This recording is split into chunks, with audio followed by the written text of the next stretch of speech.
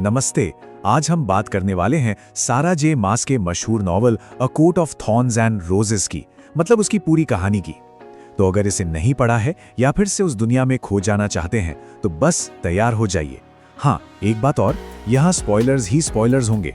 तो चलिए शुरू करते हैं। ये एक लाइन, बस यही एक लाइन मानो पूरी कहानी का निचोड़ है।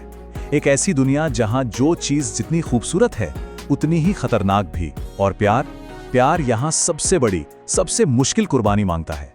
ऐसी कुर्बानी जिसके बारे में सोचा भी नहीं जा सकता। तो कहानी का पहला पड़ाव है एक जानलेवा सौदा। यहीं से सब कुछ शुरू होता है, एक फैसला जो पूरी दुनिया पलट कर रख देगा। तो मिलते हैं हमारी हीरोइन फेरा आर्चेरॉन से। उम्र सिर्फ 19 साल, पर उसके कंधों पर जिम्मेदारियां बहुत बड़ी हैं। अपने भूखे परिवार को पालने का पूरा बोझ उसी पर है। वो कोई आम शिकारी नहीं है, वो अपने परिवार की आखिरी उम्मीद है। अब देखिए फेरा की दुनिया कैसी है। ये दो हिस्सों में बटी हुई है। एक तरफ तो है इंसानों की दुनिया, एकदम वीरान, गरीबी और भुखमरी से भरी हुई। और फिर एक बहुत बड़ी दीवार के उस पार है पृथियन, परियों का जादुई देश। देखने में खूबसूरत, पर असल में उतना ही खौफनाक और खतरनाक। और यही कहानी में एक ऐसा मोड़ आता है जो सब कुछ बदल देता है। अपने परिवार का पेट भरने की मजबूरी में फेरा एक बहुत बड़ी गलती कर बैठती है। वो जंगल में एक विशाल भेड़िए को मार देती है। लेकिन वो कोई आम भेड़िया नहीं था, वो एक फे था, एक परी। और जब एक परी को मारा जाता है तो उसका हिसाब चुकाना पड़ता है। बहुत जल्द उसके दरवाजे पर एक भयानक जानवर जैसा कोई आता है। उसकी गरजती हुई आवाज फेरा को बताती है कि उसने क्या किया है। और ये था टैमलिन। अब सवाल ये है कि वो ऐसा क्यों कर रहा है। इसकी वजह है एक पुराना कानून जिसे संधि कहते हैं। रूल सिंपल है, एक परी की जान के बदले एक इंसान की जान। तो फेरा के पास अब दो ही रास्ते थे, या तो वो मर जाए या फिर अपनी पूरी जिंदगी पृथियन में जाकर गुजारे। और वो दूसरा रास्ता चुनती है। फेरा की जान तो बच गई, लेकिन पृथियन में उसकी नई जिंदगी कैसी होगी?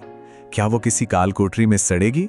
नहीं, कहानी हमें ले जाती है एक गुलाबों के सुनहरे पिंजरे में। फेरा ने सोचा था उसे किसी अंधेरी, गंदी सी जेल में डाल दिया जाएगा, पर वो पहुंचती है एक ऐसी जगह जो किसी सपने जैसी है।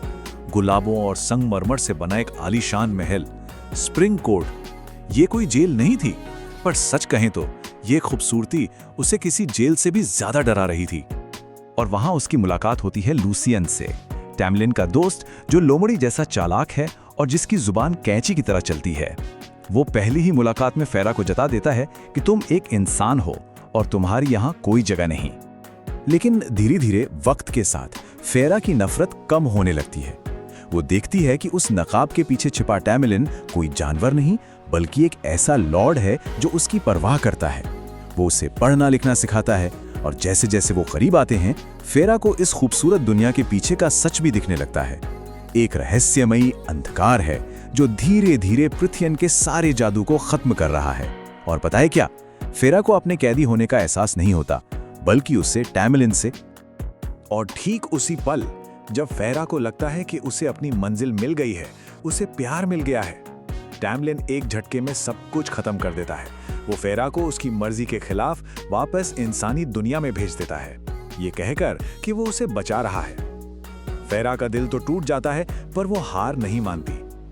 और बस यहीं से कहानी का क्लाइमैक्स शुरू होता है। फेरा वापस पृथियन आती है, लेकिन इस बार वो एक कैदी बनकर नहीं, बल्कि एक योद्धा बनकर आई है। वो सामना करने वाली है असली खतरे का, पहाड़ के नीचे के इम्तिहानों का।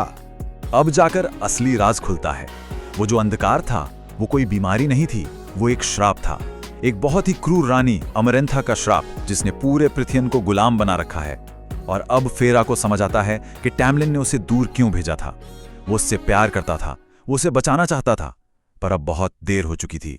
फेरा लड़ने के लिए आ चुकी थी।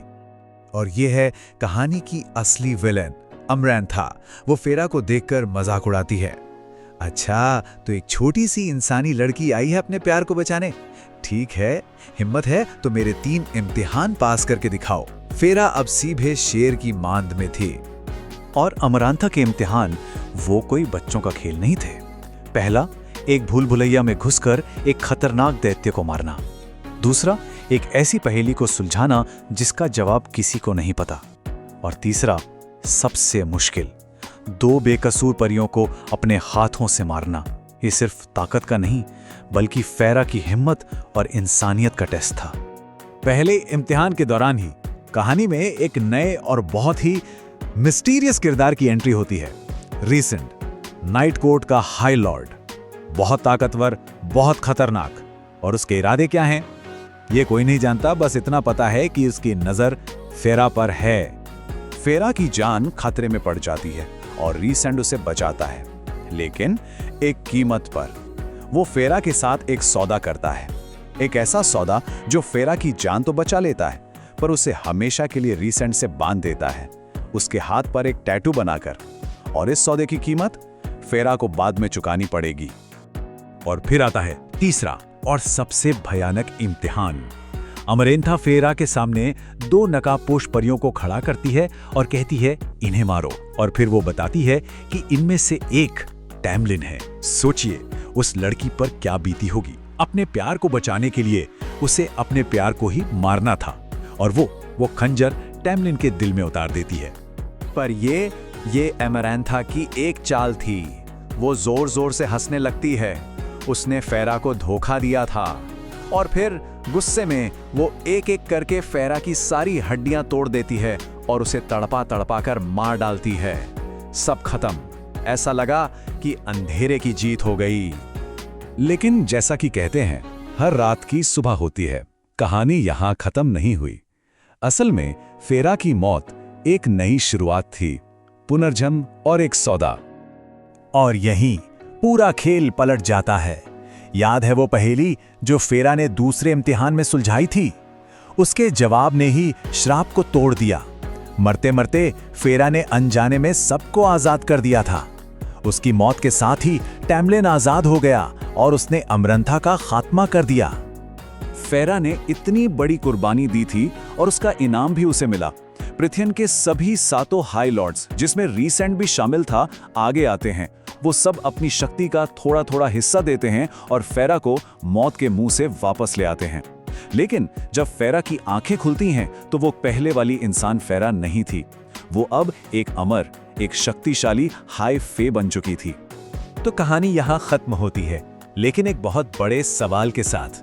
हाँ, फेरा ने पृथ्यन को बचा लिया, पर क्या वो खुद को बचा पाएगी? वो अब अमर है, हमेशा के लिए बदल चुकी है, और सबसे बड़ी बात, वो अभी भी रीसेंट के साथ किए उस सौदे में बंधी हुई है। तो क्या लगता है, उसकी असली लड़ाई तो शायद अब शुरू हुई।